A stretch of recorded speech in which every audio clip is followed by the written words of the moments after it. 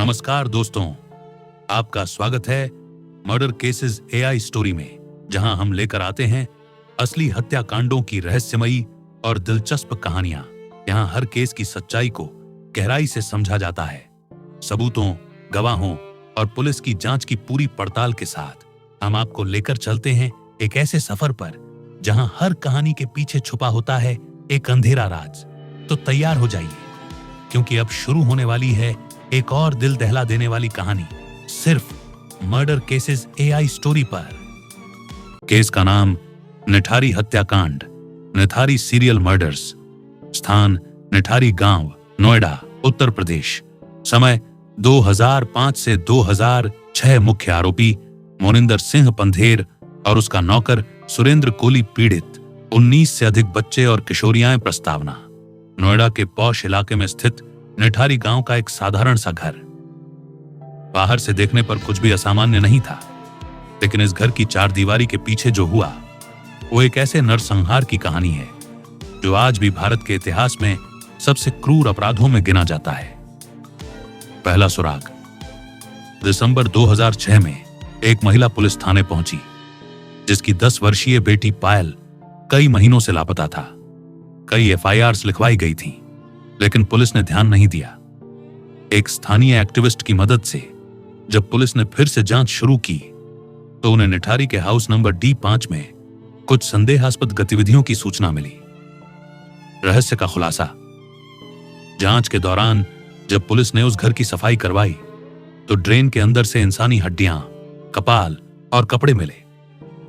धीरे धीरे 19 से ज्यादा बच्चों की हड्डियां वहां से निकाली गईं।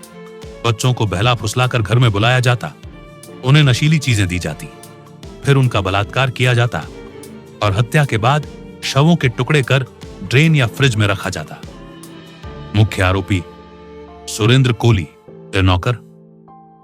सुरेंद्र कोली ने स्वीकार किया कि वो बच्चों का बलात्कार करने के बाद उनकी हत्या करता और शवों को काटकर फेंक देता।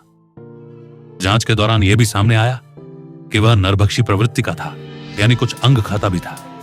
उसने बताया कि मैंने बच्चों को मारा क्योंकि उनके रोने की आवाजें मुझे परेशान करती थीं और बाद में मेरे अंदर का शैतान जाग गया। मालिक मोनिंदर सिंह पंधेर।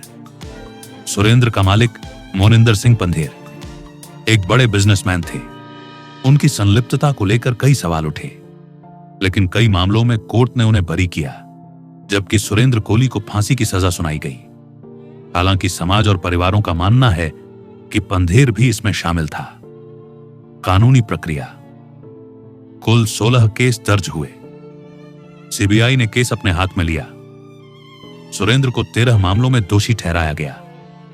उसे 2015 में फांसी की सजा सुनाई गई, लेकिन सजा 2017 में रोक दी गई। सुप्रीम कोर्ट में अपीलें चलती रहीं।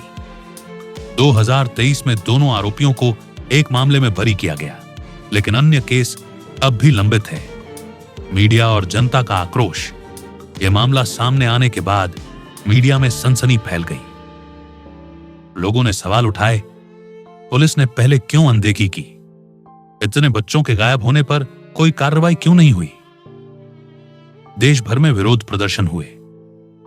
पीड़ित परिवारों की त्रासदी। कई परिवार ऐसे थे जो वर्षों से अपने बच्चों को ढूंढ रहे थे। जब अस्थियां मिलीं, तो डीएनए टेस्ट के जरिए उनकी पहचान की गई। कुछ परिवारों को कभी अपने बच्चों के शव भी नहीं मिले। एक मां ने कहा, अगर पुलिस ने पहले मेरी बात मानी होती तो मेरा बेटा जिंदा होता। मानसिक विश्लेषण। यह केस केवल हत्या का नहीं था। यह दिखाता है कि कैसे एक सामाजिक व्यवस्था जिसमें पुलिस की लापरवाही, समाज की चुप्पी और मानसिक विकृति शामिल हो, बच्चों के लिए मौत का कारण बन सकती है। सुरेंद्र कोली की मानसिक हालत को लेकर कई विशेषज्ञों ने उसे साइकोपैथ बताया। तो दोस्तों, ये थी आज की कहानी। एक ऐसी सच्चाई जो कई परतों में छुपी थी और हर मोड़ पर एक नया सवाल खड़ा करती रही।